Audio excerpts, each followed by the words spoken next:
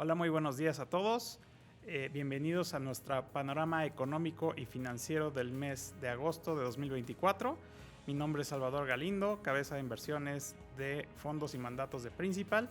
Y el día de hoy me acompañan Federico Lechuga, portafolio manager de renta fija, Carlos Bautista, nuestro economista de México, y Thor Solanes, nuestro portafolio manager de equity. Los temas que vamos a discutir el día de hoy es la reciente volatilidad de los mercados. Vamos a platicar un poco más a fondo del debate entre si va a haber una recesión en Estados Unidos o un soft landing. También vamos a hablar de la inflación en Estados Unidos y en México en particular, que ha repuntado recientemente. Y finalmente vamos a terminar con nuestra perspectiva para cada clase de activo. A lo largo de todo esto pueden hacer preguntas, los invitamos a que hagan preguntas a través del chat o pueden hacer preguntas directamente al final de esta sesión. Y bueno, y con eso comenzamos.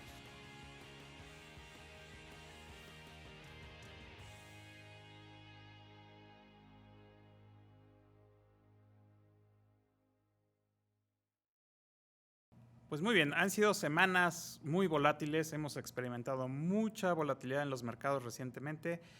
Federico, ¿por qué crees o qué pasó y qué crees que haya detonado este movimiento? Varios mercados se movieron de manera importante, tanto los mercados de bonos globales, principalmente mercados emergentes, después también el mercado de renta variable, también tuvo gran volatilidad y no olvidemos el tipo de cambio. Tuvo un brinco muy relevante puntualmente después de la decisión del Banco Central japonés. Aquí yo creo que vale la pena entrar a qué fue lo que ocurrió en ese momento. El Banco Central japonés, conocido en el medio como el BOJ, era el único banco a nivel mundial hasta marzo que todavía tenía la tasa de fondeo a niveles negativos. Muy baja la tasa, en menos 0.10%. Después, el 19 de marzo, sube la tasa de menos 0.10 a 0.10. Esto estaba telegrafiado por el mercado, que esta es la clave, yo creo, que de lo que ocurrió justamente la semana pasada. ¿Y qué sucedió? El Banco Central mueve la tasa de 0.1% a 0.25%. Lo que sucedió es que esto no fue telegrafiado por el mercado. El mercado esperaba, básicamente el 70% de los analistas esperaba que se quedara la tasa igual, y los que esperaban que subiera, en realidad no esperaban que subiera hasta 0.25, esperaban que subiera hasta 0.2%. Entonces esto es muy importante porque, por uno, subió más de lo esperado, subió cuando los analistas ni siquiera estaban esperando, la mayoría de los analistas no estaba esperando que subiera, y dos, porque mandó una señal de restricción hacia adelante. A lo que me refiero es que el Banco Central está diciendo que quiere seguir subiendo la tasa. Eso no estaba, ni siquiera era algo que estaba discutiendo el mercado. Entonces, esto provocó que todo el mercado global tuviera unas disrupciones, como insisto, en deuda, renta variable y en el tipo de cambio. Si esto lo juntamos, que el fin de semana anterior el Banco Central de Estados Unidos tuviera un discurso en donde abriera la puerta para recortes de tasas en septiembre, y puntualmente el presidente de la Reserva Federal, Jerome Powell, dijo que varios miembros de la Reserva Federal, del comité de la Reserva Federal, querían votar por un recorte de tasas en julio. Ahí te mueve todo el mercado. Entonces, por un lado tienes Estados Unidos bajando la presión, es decir, disminuyendo el dólar tan fuerte, y por otro lado tienes al yen japonés fortaleciéndose. Eso rompió el esquema del mercado. El mercado lo interpretó primeramente del lado de Estados Unidos como esto es dovish, viene un relajamiento, y después definitivamente muy restrictivo desde el punto de vista del Banco Central japonés. Oye, y a ver, algo que se habló mucho en el lunes de alta volatilidad es que hubo una llamada de margen o un rompimiento del carry trade. ¿Nos puedes platicar un poquito cómo funciona el carry trade? Claro. Yo me iría un paso atrás para explicar qué es el carry trade. Es un concepto muy, muy sencillo. Básicamente, lo que significa es, tú lo que tratas de hacer es maximizar tus utilidades, y para un inversionista que tiene acceso a distintas monedas de distintos países, obviamente, lo que suelen hacer es pedir prestado en alguna moneda en donde las tasas estén muy bajas, y ese dinero que pides prestado lo inviertes en un lugar en donde las tasas estén muy altas. Lo más relevante de esto es que necesitas que el tipo de cambio, hay que recordar que el tipo de cambio siempre es una moneda versus otra, no es nada más una moneda aislada. Entonces, en este caso, lo que sucedió es, el yen, insisto, desde 2016, si no estoy equivocado, hasta marzo de este año, la tasa del Banco Central japonés no se movió. Estuvo en menos 0.1%. Entonces, pides prestado en yenes, te mueves a mercados emergentes, que típicamente son los que tienen las tasas más altas, y puntualmente el peso mexicano. El peso mexicano o México, antes de entrar a la moneda, cuando tú tienes CETES en 11% y no tienes tantos temas desde el punto de vista financiero, o sea, de la parte económica o política es otro tema. Sin embargo, desde el punto de vista financiero, México está bien parado versus sus comparables de otros países, Latinoamérica, África.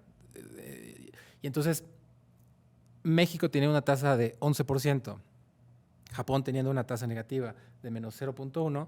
Lo que hicieron muchos inversionistas los últimos 18 meses o 24 meses, pedían prestado en yenes, invertían en pesos, y el tipo de cambio puntualmente, los últimos, ¿qué habrá sido? 2 años, lleva una tendencia de apreciación, y aquí hay que pararnos hasta antes de las elecciones locales.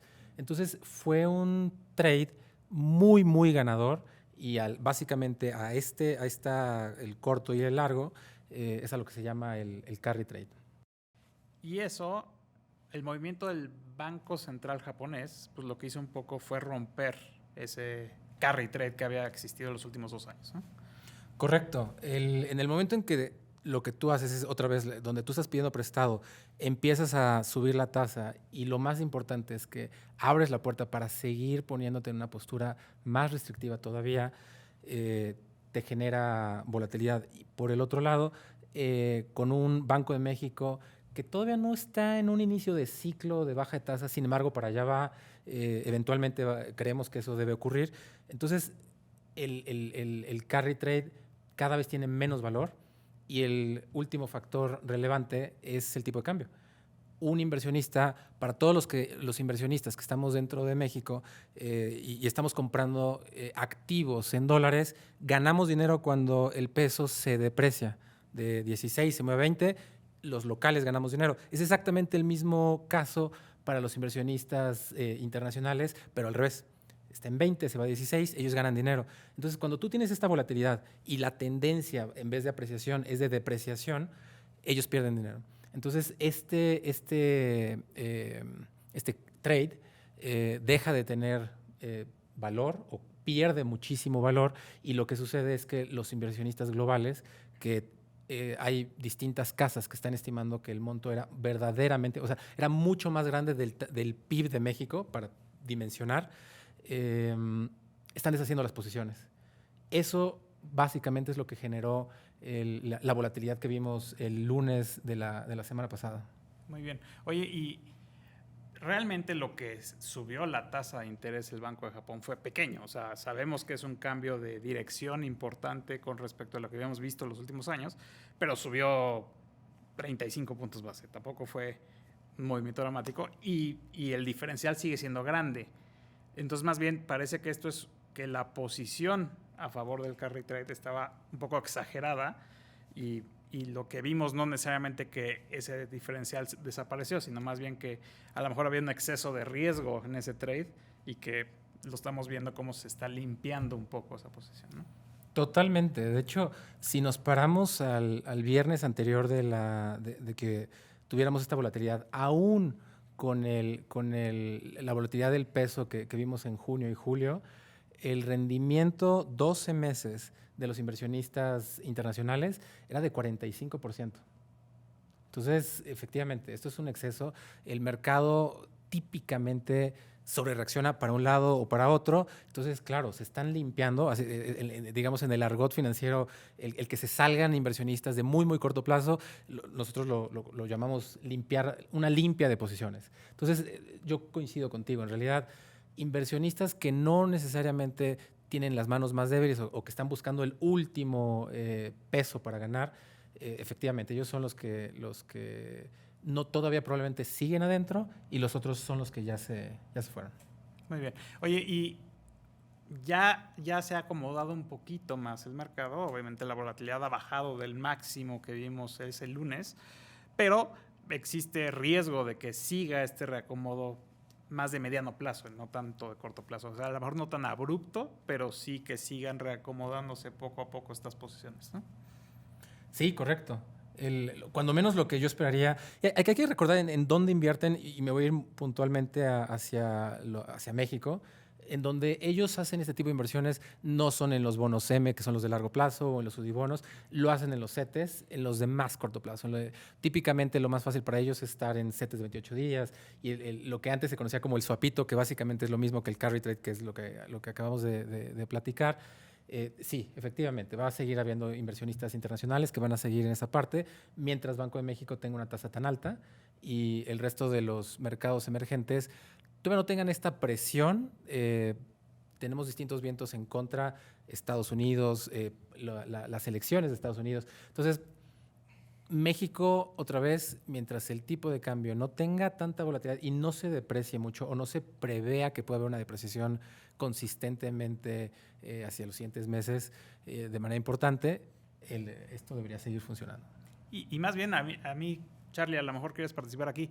Se había escuchado mucho del superpeso y de todos los factores que tenía a favor el peso mexicano, ¿no? Obviamente nearshoring, uno de ellos, que México era la camisa más limpia dentro de mercados emergentes, pero pues más bien pareciera que más bien era uno de los principales vehículos de este carry trade, ¿no? Y en el momento que se acaba el carry trade, todas esas cosas a lo mejor dejan de ser tan relevantes, ¿no? Sí, Chava, lo que dices es cierto, ¿no? Me gustaría empezar señalando lo que hemos comentado en otras ocasiones. Es decir, la gran mayoría, el consenso de los analistas, coincidíamos en que el peso estaba sobreapreciado, ¿no? Y la razón de este pues, valor elevado del peso tenía que ver justamente con las grandes posiciones de carry que se tenían, donde el peso acaba siendo de los principales favorecidos. Una porque es la moneda emergente más líquida, ¿no? junto con el yuan chino, y pues la relativa estabilidad económica y política comparada con países similares, con los famosos peers, básicamente son países emergentes, pues eso hacía muy atractivo a México, ¿no? El hecho también, la expectativa del nearshoring, las altas expectativas del nearshoring. Por otro lado, pues hasta este año, el año pasado, que habíamos mantenido una disciplina fiscal, eso también abonaba a que esta posición fuera relativamente estable. Lo relevante me parece es que pues todos estos elementos lentamente pues se han ido disipando para el peso mexicano, ¿no? Por un lado estamos viendo pues que la disciplina fiscal este año se perdió, ¿no? Hemos mencionado también en otras ocasiones, este año se tiene presupuestado que el déficit sea el más alto en los últimos 30 años, eso te resta competitividad contra países peers. Por otro lado, las exportaciones, que también pues, son una fuente importante de entrada de divisas, pues, se han moderado en el margen, acompañado pues, por la debilidad económica que hemos visto tanto en México como en la parte global. Y pues lentamente estas fuerzas que sostenían un peso sobreapreciado se han ido disipando y por lo tanto pues presiona el peso a la alza, ¿no? Entonces definitivamente es lo que ha pasado. Un poco hacia adelante, antes no tanto sin entrar tanto en materia, pero sí la expectativa hacia adelante es que las fuerzas depreciativas del peso continúen y pues esto gradualmente, como menciona, pues también tendrá presiones adicionales para en el mejor de los casos seguir limpiando el carry trade que tenía, como bien dijiste, posiciones excesivas, o pues gradualmente ir deshaciendo estas posiciones porque simplemente empieza a perder atractivo dado el unfolding que empieza a tener las posiciones de política monetaria en el mundo, ¿no? Muy bien, Thor. Oye, y esto también pasó en el mercado de equities, también impactó de forma relevante. El carry trade también estaba presente en el mercado de equities. Vimos correcciones muy importantes en Japón, en Estados Unidos, específicamente en el favorito del sector de tecnología, también le pegaron durísimo. ¿Cómo opinas tú que va a evolucionar esto y qué tanto está impactado por el carry trade? A ver, antes, Chava, de responderte esta pregunta, yo nunca creo que los acontecimientos en el mercado financiero sean por un factor o una variable. ¿Qué estaba ocurriendo en el mercado financiero? Teníamos un buen print de inflación en el mes previo, se empezó a hablar de recortes y la posibilidad de recortes para el mes de septiembre incrementó sustancialmente. Y recordemos que la tasa de interés, el costo del dinero en Estados Unidos, pues tiene un gran impacto en las valuaciones del mercado de equity. Ahora, septiembre no estaba apreciado completamente hace un par de meses. El hecho de que la probabilidad de que los recortes empiecen en septiembre hizo que los mercados de equity se pusieran muy emocionados y vimos precios durante junio y julio del mercado de equity en Estados Unidos subir considerablemente. Entonces, por un lado, se empezó a hablar de recortes de una forma más probable durante el mes de septiembre. En segundo lugar, empezamos durante el mes de julio a tener resultados del segundo trimestre de las compañías de Estados Unidos. La expectativa que teníamos de las utilidades en Estados Unidos era de un crecimiento de 9% año con año, después de un 2023 con caídas en utilidades y con sorpresas positivas en el primer trimestre del 2024 de este año. Entonces, durante la época de reportes que pues ya está terminando en Estados Unidos, vimos las primeras 2 semanas de julio con una volatilidad muy fuerte en Estados Unidos, donde por un lado veíamos empresas que reportaban mejor de lo esperado y el mercado tenía incrementaba significativamente los precios de las compañías que sorprendían, brincaban fuertemente y cuando no se caían también muy fuerte. Ahora, como bien mencionas, el sector de tecnología este año empieza con valuaciones históricamente elevadas y las expectativas de este sector para el segundo trimestre eran muy elevadas, de casi 20% de crecimiento en utilidades, sin mencionar que Nvidia tenía una expectativa de 200 o más por ciento de incremento en utilidades. Nvidia todavía no reporta, pero ya reportaron el resto de las otras compañías que les llaman las Magníficas 7, que son las compañías más grandes del S&P. Y a pesar de que vimos que el resto de las Magníficas 7 reportaron un poco arriba de lo que esperaban los analistas, el mercado castigó a estas empresas. Y por eso empezamos a ver, antes del unwinding, y ya voy a llegar a responder tu pregunta, antes del unwinding empezamos a ver que el mercado del S&P empezó a corregir el rumbo de un rumbo al alza, se empezó a corregir poco antes del unwinding.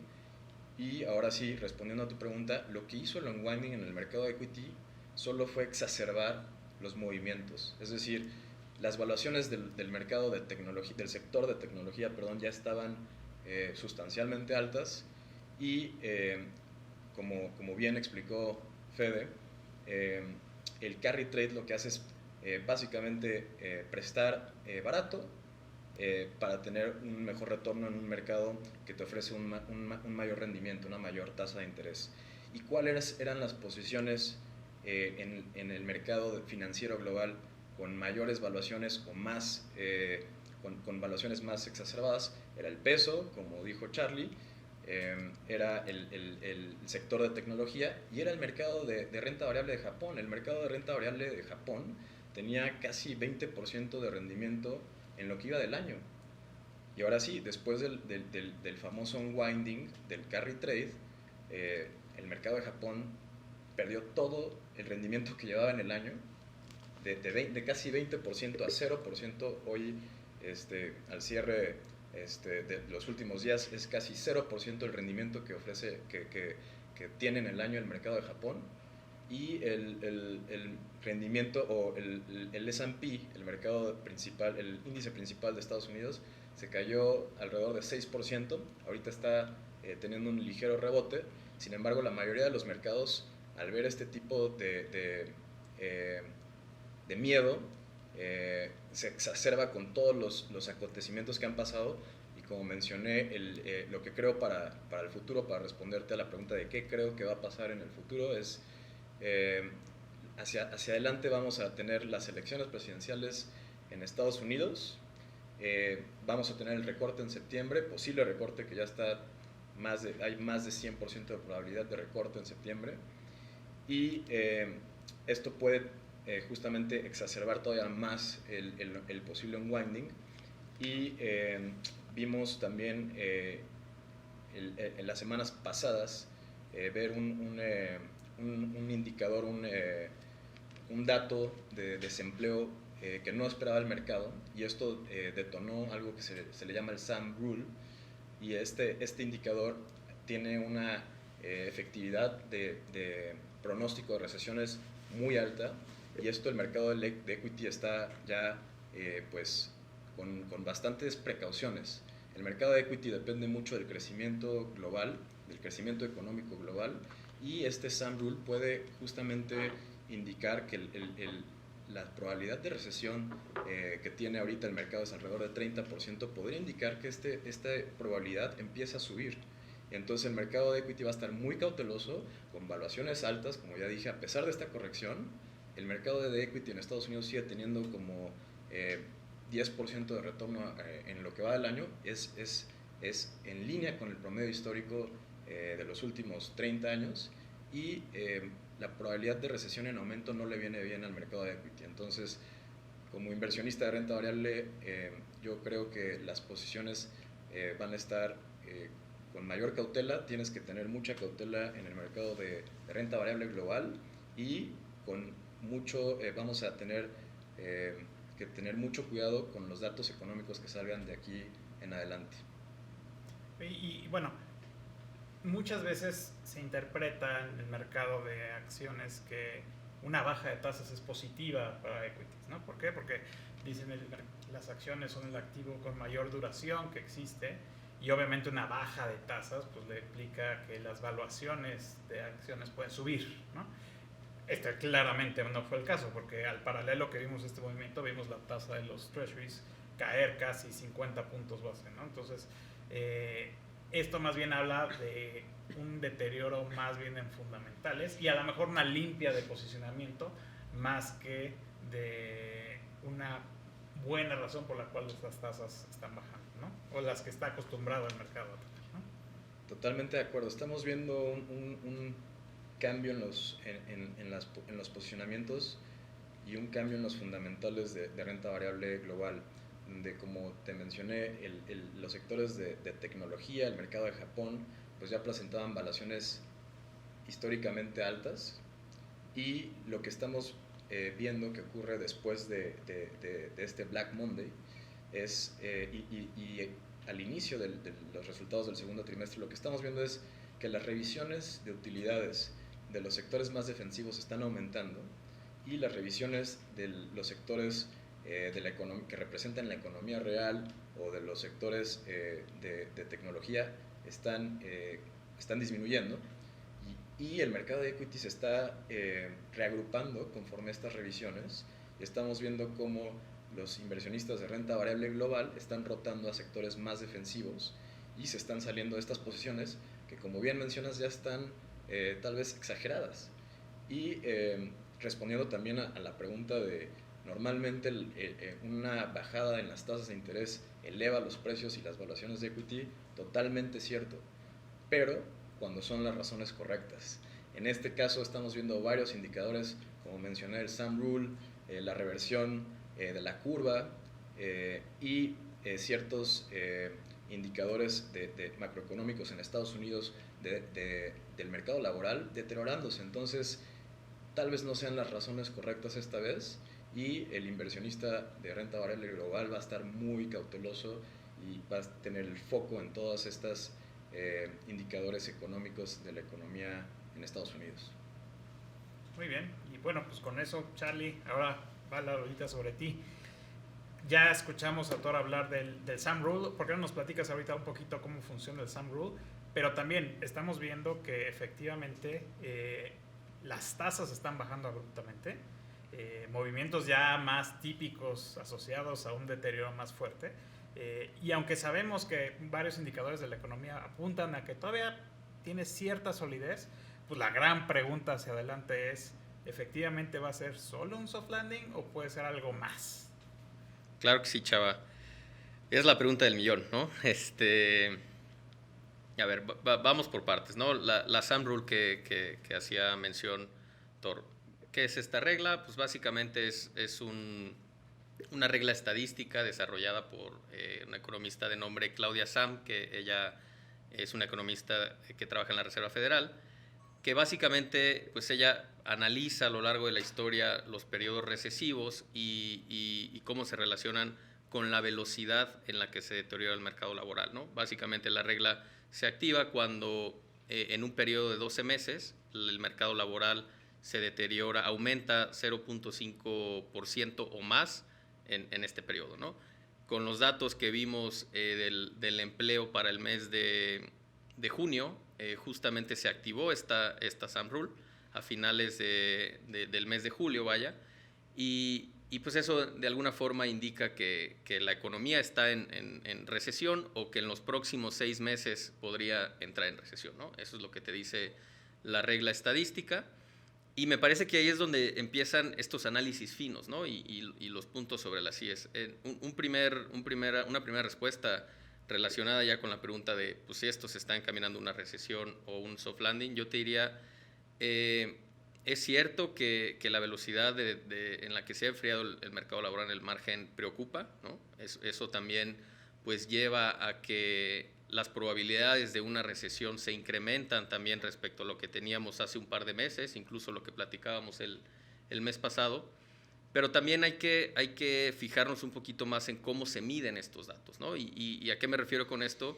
El análisis también relacionado con el mercado laboral, pues apunta a que esta fuerte desaceleración que llevó la tasa de desempleo de 4.1 a 4.3 en un mes en Estados Unidos, tiene que ver con factores de alguna forma coyunturales, ¿no? Por un lado, algunas zonas de Estados Unidos pasaron por procesos climatológicos adversos, en particular un huracán que pues dificulta que muchas personas puedan llegar a sus trabajos, que cierren algunos negocios temporalmente. Por lo tanto, en la forma como se mide, ¿no? El registro de la encuesta, como se mide el desempleo en Estados Unidos, pues refleja un poco esto, por un lado. Por otro lado, se está viendo también cambios estructurales de alguna forma por el lado de la oferta laboral, ¿no? ¿Y qué significa esto? Es que más gente está entrando al mercado laboral en Estados Unidos, muy en particular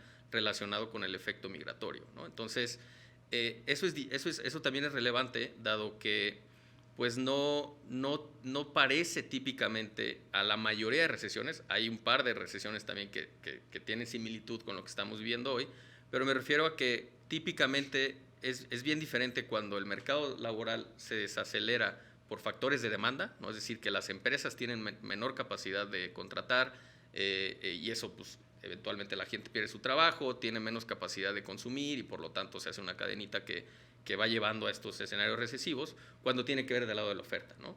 Entonces, como sí quisiera hacer ese comentario respecto a, pues en particular ese mes que tanta volatilidad también ocasionó, pero no deja de ser cierto, pues que llevamos un periodo de tasas elevadas de interés por mucho tiempo, que eventualmente ya empiezan a pesar, vaya, en los costos en los costos de las empresas, en la capacidad de consumo de los hogares, y eso eventualmente pues cae en una economía más débil, ¿no? Entonces, te diría, es cierto, las probabilidades de recesión han aumentado, sin embargo, a mí me parece que los niveles todavía no están, esa es la palabra clave, todavía no están pues apuntando a una desaceleración, bueno, más bien a una recesión inmediata, vaya, ¿no? Evidentemente, pues el que la Fed mantenga las tasas elevadas más tiempo de lo necesario, pues pone riesgos adicionales. Los pánicos en los mercados también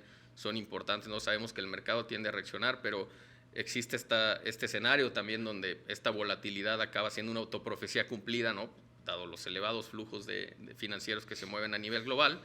Pero yo te diría, la economía al día de hoy, los datos que tenemos, y no solamente el mercado laboral, si bien es cierto que son más débiles, pues todavía están en niveles sanos, ¿no? Todavía el número de plazas que se agregan a la economía pues no son compatibles con escenarios de inmediata recesión. El consumo de los hogares en el segundo trimestre se aceleró respecto al primer trimestre, ¿no? En mejor balance, ya no está sobrecalentada, estaba creciendo a tasas del 4%, arriba de 3%, ahora está en 2.6%, ¿no? O sea, está un poco más balanceado, y eso me parece que, pues, que también habla de que hay que tener cautela en los fundamentales. Yo te diría, es cierto que respecto a la economía sobrecalentada, tanto por la parte laboral como por la actividad económica, eso se ha reducido, estamos en mejor balance, pero sí es preocupante en el margen la velocidad que hemos estado viendo. Se espera que en el próximo mes, platicaremos de esto en la próxima sesión, el mercado laboral muestre menos presiones a la baja, un poco relacionado con esto que acabo de comentar, de esos factores coyunturales. Estaremos platicando hacia dónde va. También lo que es inevitable es pues, que en la medida que la menor actividad económica se materialice, pues también traerá menores presiones a precios, y me gustaría nada más cerrar este comentario diciendo pues que también a pesar del deterioro, pues están las cosas puestas para que la Fed, en particular en Estados Unidos, así como el resto de bancos centrales del mundo, empiecen a actuar, ¿no? Se tienen esas herramientas para poder atender episodios donde la economía se desacelera. Estás en una buena posición como Fed, es decir, las tasas están altas para que empieces a disminuir y pues le quites cierta presión a la parte de actividad económica, ¿no? Sí, yo te quiero hacer un par de preguntas. Tocamos muy bien ya el sector laboral. Obviamente, lo que te quiero preguntar está totalmente relacionado. Uno es el consumidor. El consumidor en Estados Unidos representa casi el 70% del consumo total. Correcto. Entonces, básicamente, si tú logras descifrar qué es lo que van a hacer los consumidores, puedes relativamente predecir cuál debería ser el comportamiento de la inflación. Entonces, en ese sentido, ya no tanto entrando al sector laboral, porque entendemos que si la gente empieza a ver que empiezan a perder su empleo, dejan de consumir. Mi pregunta está relacionada a cuál es la salud financiera hoy de los consumidores. Ellos gastan en distintos rubros. Entonces, ¿tú cómo lo estás viendo? Y aquí contrastando de Estados Unidos con México, las elecciones de Estados Unidos ya están a la vuelta de la esquina, y cómo se compara las elecciones en el consumidor en México con el tipo de consumo que tienen en Estados Unidos. Es una muy buena pregunta, y es justamente la otra cara de la moneda, como bien mencionas, ¿no?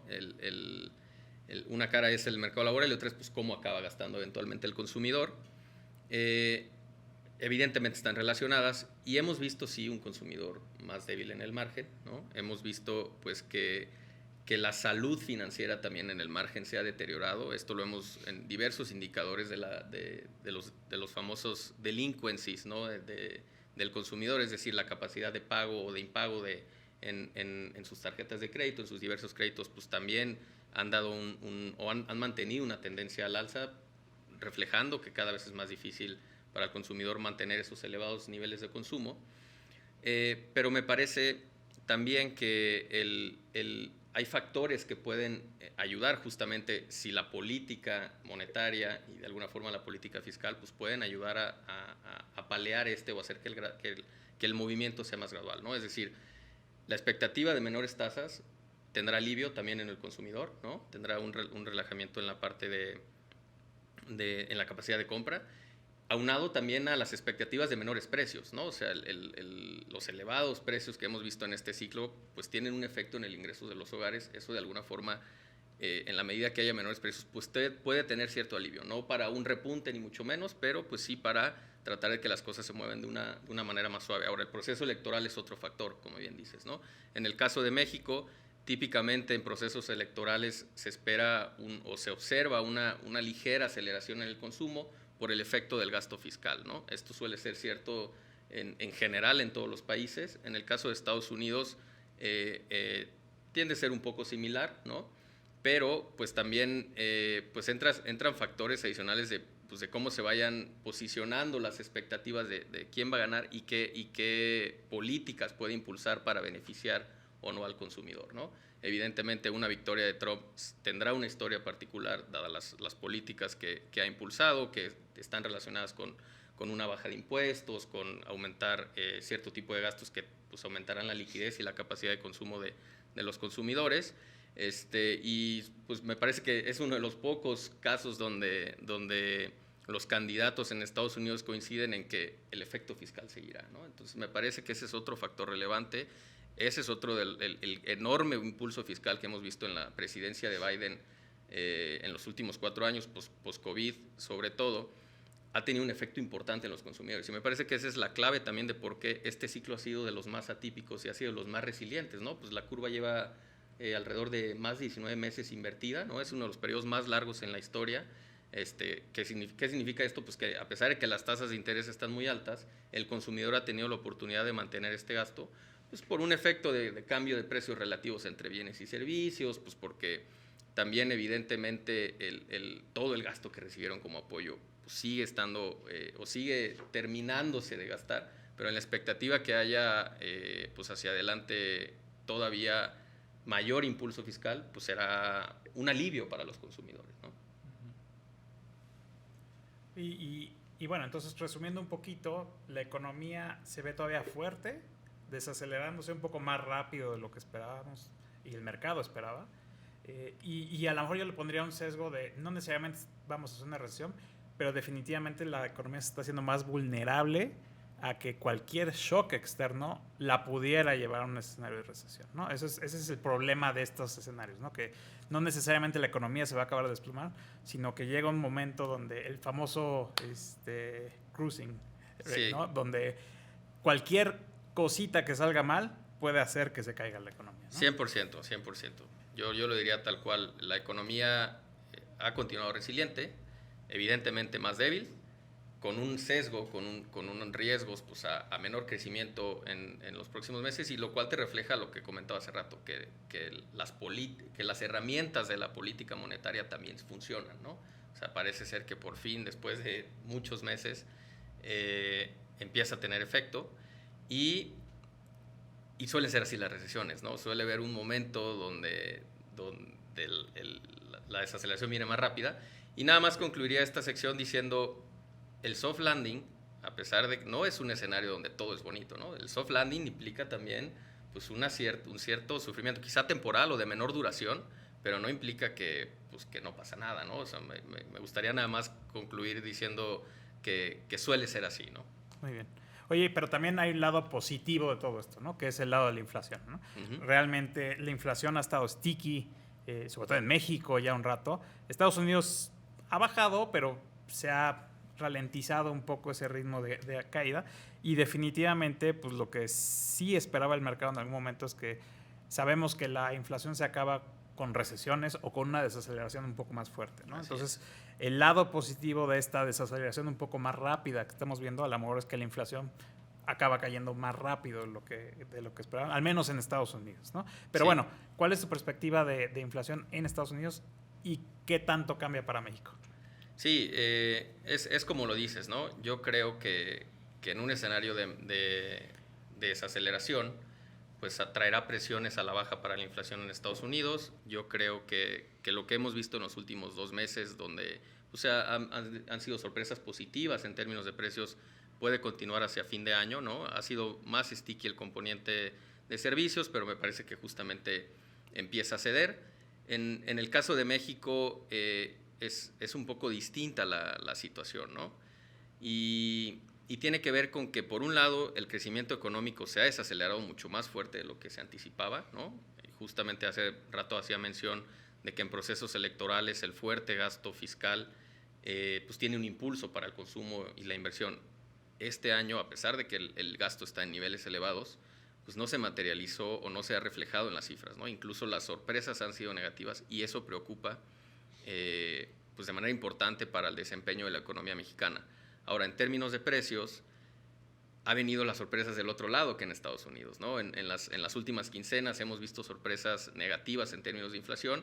El culpable ha sido la inflación no subyacente, que es el componente más volátil, y tenemos los sospechosos habituales, ¿no? El jitomate, que es el chayote, ciertos productos agrícolas, pero que reflejan este entorno complejo en materia de precios, en particular por los problemas climatológicos que ha habido con sequías, con la temporada fuerte de lluvias, pero que llegó más atrasada de lo que suele ser el ciclo agrícola, y pues esto ha afectado negativamente al nivel general de precios, ¿no?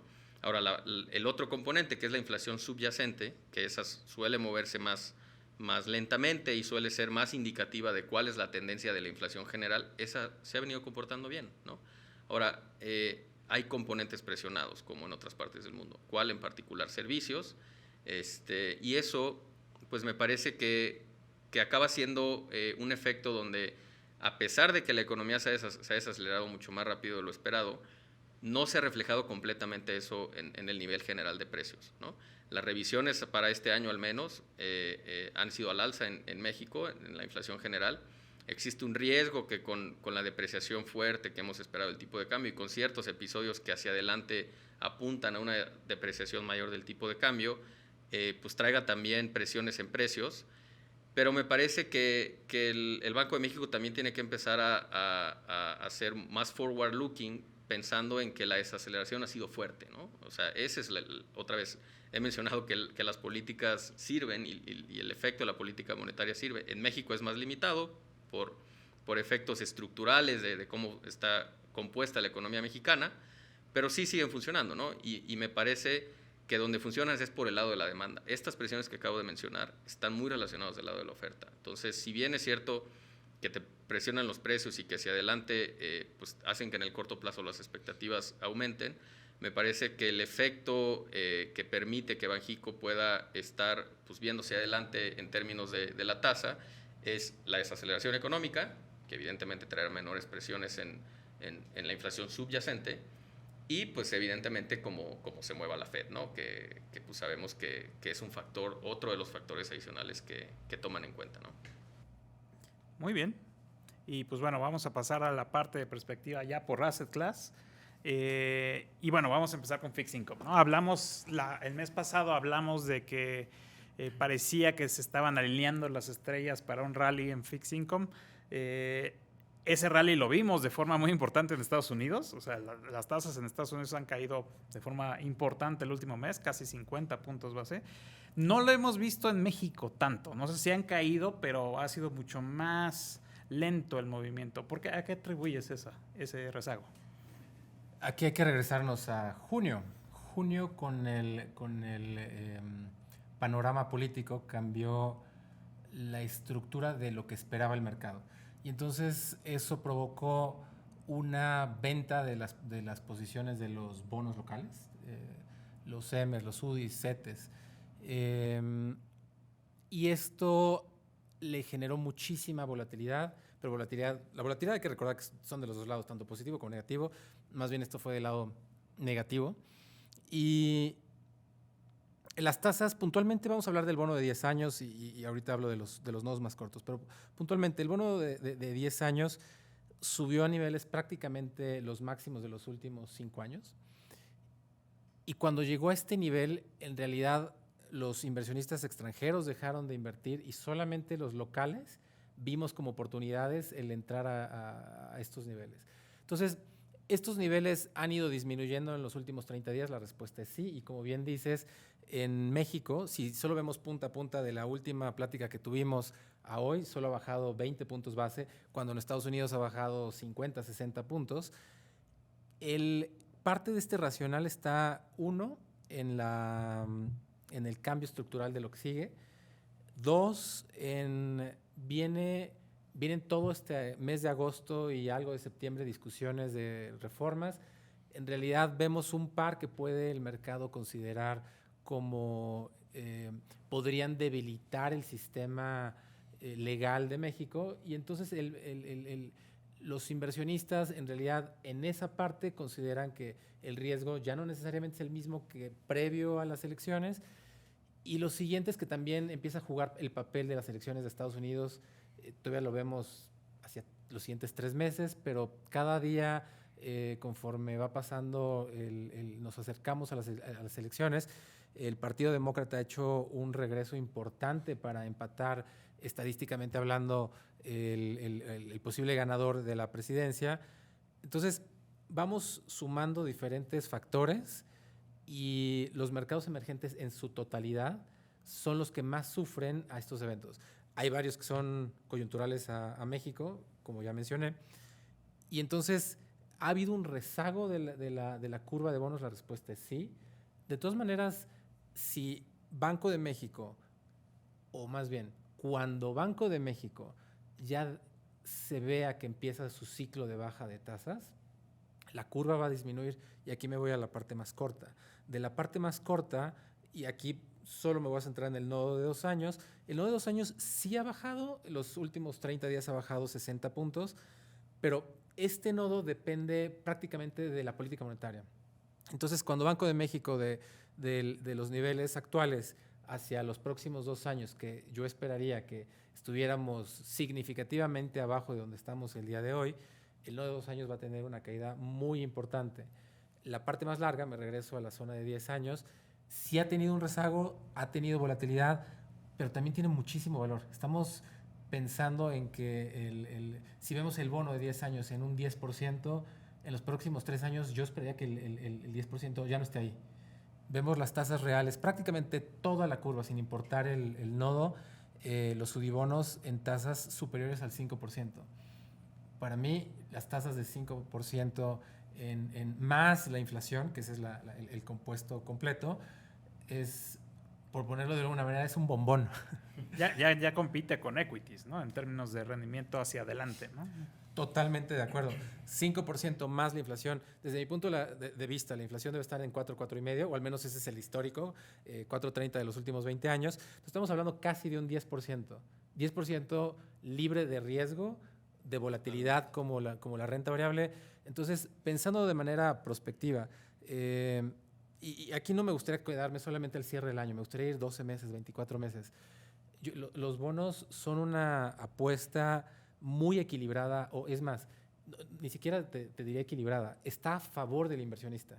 Las tasas están tan altas, prácticamente sin importar el nodo, que depende las necesidades de cada cliente en dónde debe posicionar su portafolio, pero prácticamente puedes tirar una piedra y para los próximos 12, 24 meses le vas a pegar bien y grande, y vas a estar peleando contra rendimientos de renta variable que tiene mucha más volatilidad. Entonces, para la parte de bonos, la perspectiva es muy positiva. Y ahí yo creo que vale la pena destacar que no necesitas un rally en tasas para que te pague bien fixed income. De hecho, aunque las tasas no bajen y se queden donde están, vas a tener rendimientos del 10%, ¿no? Entonces va a ser un buen activo en el cual estar, aunque esa baja de tasas no se materialice. Obviamente, si estamos considerando que las tasas van para abajo, pues todavía tienes la apreciación de capital adicional a ese 10%, ¿no? Entonces sí ya va a haber rendimientos muy competitivos. Ahora, ahí, ¿qué opinas tú de este dilema de, oye, pero es que fondeo me está pagando muy bien, o la parte de corto plazo me está pagando súper bien, sin riesgo y sin volatilidad? Entonces quiero estar ahí por los próximos años porque en lo que el resto de la curva no me demuestre que genera valor, estoy bien ahí. Que esa es la posición que ha traído muchos inversionistas los últimos 2 años, ¿no? Sí, o sea, yo te diría que hay que romper este paradigma. Los rendimientos pasados no te dicen nada del rendimiento futuro, nada es nada. Hace un momento Thor nos comentó el rendimiento histórico de Japón, y se borró simplemente con un plumazo, por llamarlo de alguna manera. Entonces, si tú esto lo ves exactamente igual, pero del lado de deuda, por supuesto que la tasa de fondeo está altísima y no vas a tener ninguna volatilidad. Sin embargo, uno de nuestros fondos, el fondo global, el PR Globe, que es deuda, pero en moneda extranjera, ese fondo al día de hoy es el fondo que más ha generado en el año de cualquiera de todos nuestros fondos. Si nos paramos al 30 de junio, el rendimiento del fondo, los fondos de muy corto plazo traían aprox como casi 6%, poquito menos de eso. Este fondo llevaba un rendimiento negativo. cruzamos junio, cruzamos julio, estamos en agosto y el rendimiento del fondo está en doble dígito para abrir y está por encima del 15%. Entonces, el pensar que el rendimiento del pasado se va a volver a dar es un gravísimo error. Tenemos que romper esta manera de pensar. Desde mi punto de vista, otra vez, depende cada persona en dónde tiene las necesidades particulares para invertir, pero puntualmente, si puedes tomar una posición de mediano o largo plazo, no debes estar parado en fondos de corto plazo, no debes estar parado en fondeo. El rendimiento de los bonos, aquí ya me salgo de los fondos, el rendimiento de los bonos de mediano y largo plazo va a ser significativamente más alto en los próximos 12, 24 meses. Entonces, desde mi punto de vista, es casi rendimiento gratis, y si tú dejas que pasen esos 12 meses o 24 meses en donde ya viste que efectivamente ya pagó la parte media y larga de la curva, ya se te fue, ya es muy tarde. El día para pararse es hoy. Hoy tienes que posicionar tu portafolio hacia el futuro y no pensando en lo que ya ocurrió. Perfecto, muy bien. Oye, y de la parte de equity, mi estimado autor, pues se ve más complicado el panorama de lo que platicamos el mes pasado, ¿no? Ahora, ¿qué tanto? A ver, voy a ponerme del lado positivo, optimista. Si yo te dijera, oye, ¿por qué no compramos la caída, buy the dip, ¿no? Como ha salido a todos los inversionistas los últimos 10 años o 15 años ya llevamos, ¿no? De que compran la caída y les paga, ¿no? ¿Crees que este es otro episodio de esos? Realmente, cuando vemos en términos estadísticos, Chava, ¿qué pasa cuando las tasas, cuando hay una perspectiva de recortes de la Fed? Vemos una distribución binomial. Así, por un lado, si las tasas caen y no hay recesión, es decir, si la Fed empieza el periodo de recortes y no hay recesión, vemos el mercado de equity en los siguientes 12 meses teniendo un rendimiento positivo de arriba de 10%. Esto es algo que te diría, si sabemos con 100% de probabilidad que no va a haber recesión, estaría dispuesto a arriesgarlo todo en renta variable. Sin embargo, la otra parte de la distribución es cuando la Fed empieza a hacer un recorte de tasas y viene una recesión en los siguientes 12 meses, el mercado de renta variable tiene rendimientos negativos que promedian alrededor de menos 15%. Alrededor de menos 15, menos 20 es las correcciones que ha tenido el mercado de equity en recesiones.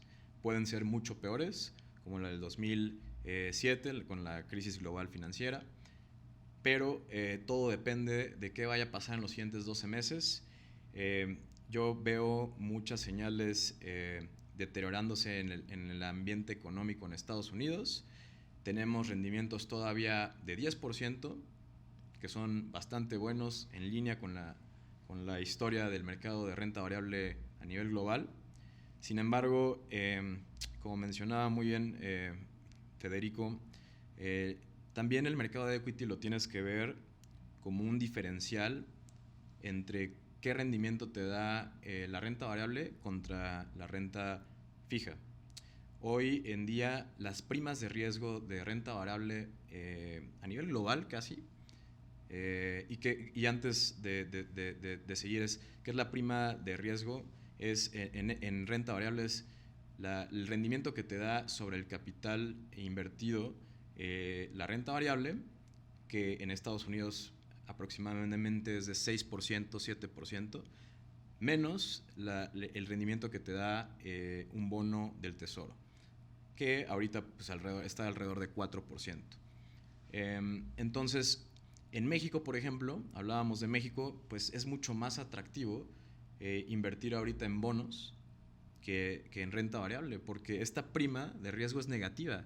El equity, la renta variable en México, tal vez con el riesgo que tienes de que todo se pierda en un día como Japón, te conviene mucho más estar en un activo de riesgo que te paga 10% y con mucho menor riesgo.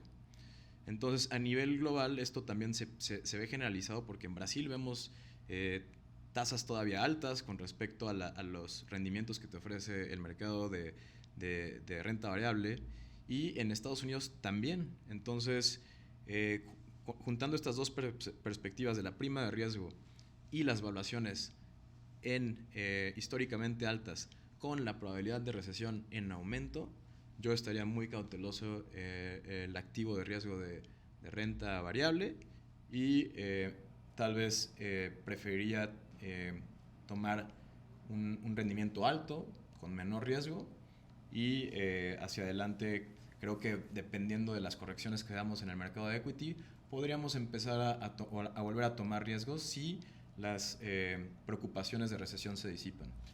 Oye, y definitivamente también hay oportunidades en el caso de que se materialice un escenario más adverso.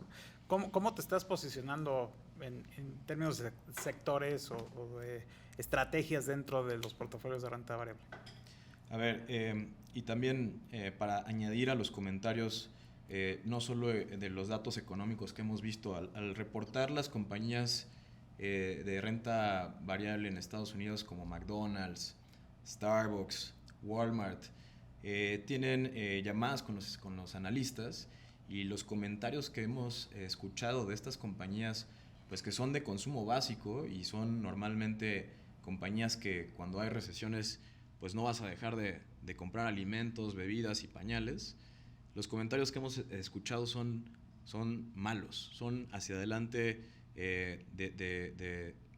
pues de un consumo moderándose y que los consumidores actualmente ya, hoy en día, están prefiriendo marcas pues que no sean premium, marcas más baratas y esto habla están hablando de un cambio en el comportamiento del consumidor donde prefieren ya hoy en día pues productos de menor precio. Esto para mí ya indica justamente esta rotación en el equity está siendo muy racional, está siendo muy eficiente el mercado de equity y normalmente en recesiones lo que vemos es que los sectores pues justamente de consumo básico son más defensivos que un sector de consumo discrecional donde ya tal vez no vas a viajar, no vas a comprar un nuevo mueble, no vas a comprarte un auto, pero sí vas a seguir gastando en comida, en alimentos, en pañales y estos son pues el sector de consumo básico, vas a seguir pagando la luz, el agua, estos son también los sectores de servicios de gobierno, estos vas a seguir pagándolos y aparte muchos de estos sectores también tienen un componente de deuda muy elevado como el sector de servicios y el sector de bienes raíces. Entonces, cuando las tasas, si seguimos viendo preocupaciones a nivel económico, las tasas van a tender a seguir a la baja para impulsar un poco el crecimiento económico o para compensar un poco la desaceleración y esta caída en las tasas hace que este tipo de sectores como de servicios de gobierno o de bienes raíces, sus valuaciones normalmente se impulsan debido a que el apalancamiento que tienen o el nivel de endeudamiento pues baja y pues por lo tanto yo estaría recomendando este tipo, nos gustan mucho estos sectores como de consumo básico, bienes raíces y servicios de gobierno, que son normalmente los que menos caen ante un ambiente de recesión fuerte. Muy bien, muy bien. Y bueno, yo creo que para finalizar vamos a hablar un poquito de los portafolios multiactivos, ¿no? Ya nos platicó Thor que él le ve más, con ojos más positivos la parte de renta fija que la parte de renta variable, sobre todo en México, ¿no? Por la coyuntura actual de evaluaciones y por los rendimientos prospectivos adelante. Ahora, desde el punto de vista de un portafolio balanceado, este entorno de volatilidad no es tan malo, ¿no? Porque a diferencia de lo que vimos en años anteriores, vimos que algunos activos de riesgo caían, pero al mismo tiempo el peso se apreciaba, ¿no? Entonces, esa cobertura natural que había entre exposición a activos extranjeros y activos de riesgo, pues no sirvió. Ahorita parece que ya cambió esa dinámica, que ya las correlaciones históricas están regresando y pues más bien favorece un portafolio diversificado, ¿no? Totalmente de acuerdo.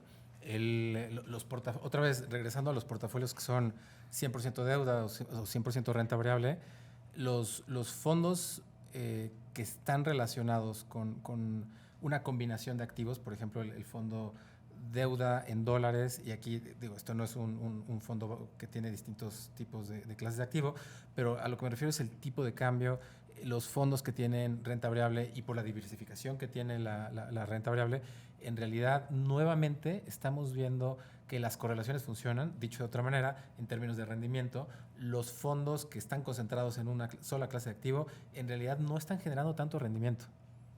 Se están rezagando, lo cual es normal, porque en momentos de, uno, volatilidad, dos, de miedo de inversionistas, lo normal es monedas de países emergentes depreciándose, lo normal, bueno, y teniendo tasas en los niveles en los que estamos, o sea, estamos viviendo un mundo atípico, y puntualmente en los balanceados, teniendo esta combinación que ya trae el mismo portafolio, me parece que es una solución muy sencilla y rápida de generar una diversificación que nosotros estamos viendo de la parte de atrás, entrando en activos más defensivos para la parte de renta variable, y desde el punto de vista de deuda, encontrando oportunidades, un cacho en la parte corta, un cacho en la parte larga, pero maximizando esto.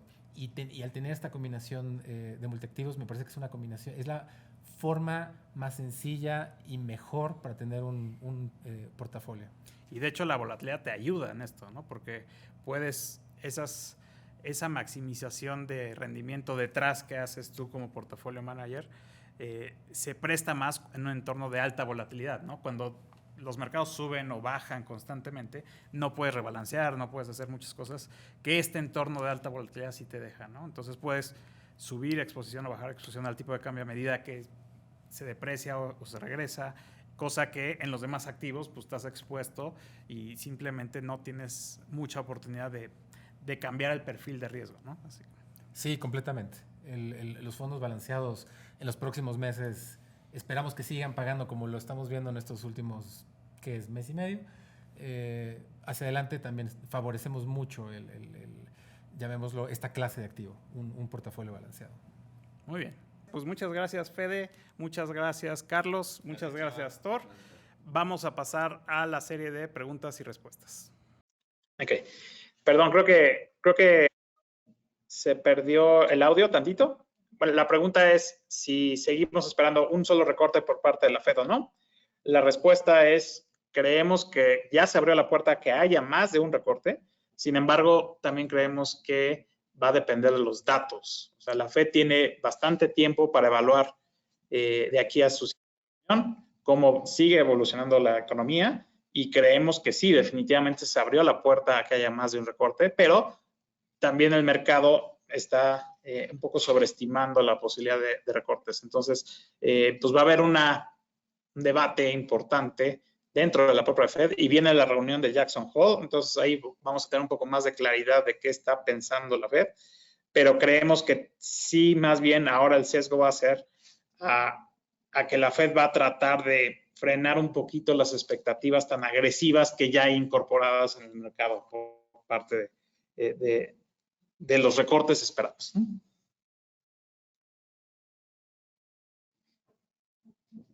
Sí, en el mismo tono, la siguiente pregunta es, varios analistas ven hasta 4 bajas, con posibilidades hasta 50. Sí, inclusive, de hecho, ya se habla de recortes entre reuniones, ya recortes de emergencia, ¿no?